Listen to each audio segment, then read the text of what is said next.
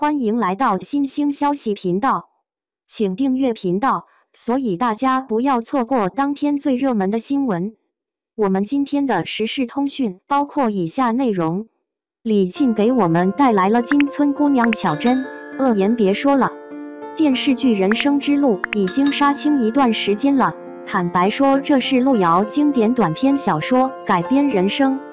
这档节目自播出以来，收视率一路攀升，最高收视率达到3%，热度接近年头的狂飙。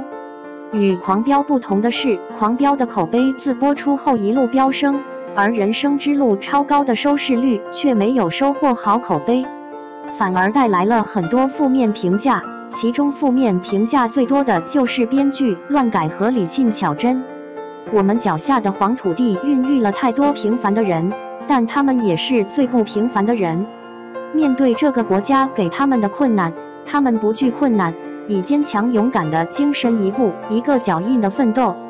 这不是路遥的人生，人生不是励志小说，人生本是80年代农村写实小说，却改编成观念鸡汤生活剧，完全不现实。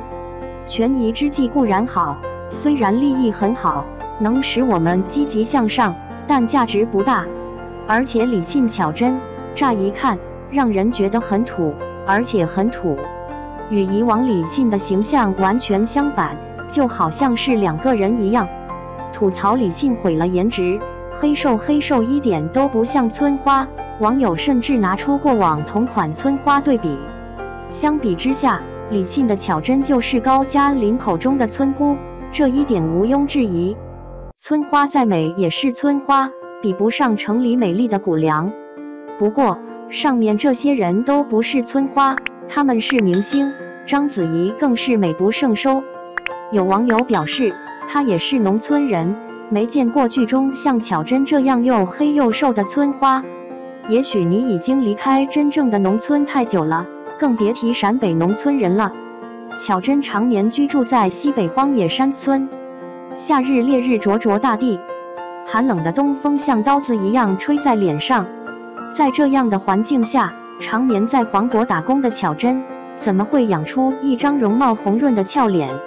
一个村子里的人还没有师范学校里的那么多，如果不考虑老人和孩子，就只有几个年轻的女孩子。说是村花，其实五官稍微端正一点。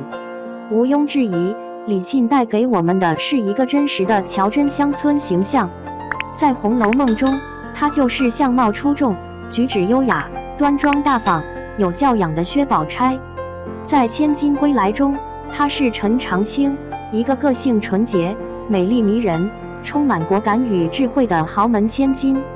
在《白鹿原》，她是妩媚妖娆、专勾引男人的妖孽，是白鹿原人眼中的狐狸精，是奋斗了一生却始终未能逃脱坎坷悲惨命运的田小娥。